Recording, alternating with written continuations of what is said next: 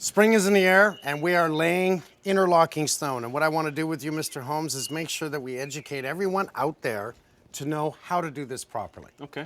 This is considered a walking path and not a driveway for vehicles. Yep. So how much of a pad underneath the 3 1/4 inch, 3 1/2 inch interlocking stone do you need? 6 inches? 6 inches minimum.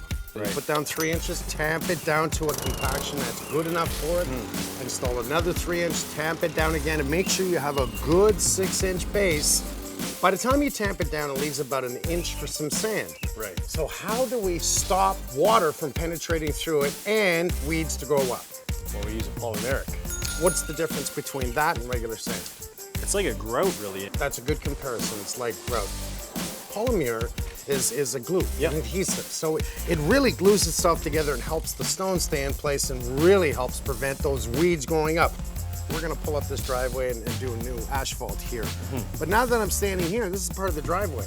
How much of a base should be under the driveway? 12 inches. How many times have you seen a driveway done with interlocking stone? You see the tire tracks running down.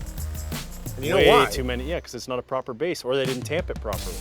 More than likely, it's not a proper base because most people think you only need 3 inches. Yep. A lot of people say that. 6 inches on the walkway, 12 inches on the driveway. That is the base. Then the interlocking stone. Doesn't mean it's a lot of money. It means spending your money right the first time. And you don't have to do it again. Call me Or me. or you. Yeah. Holmes and Holmes.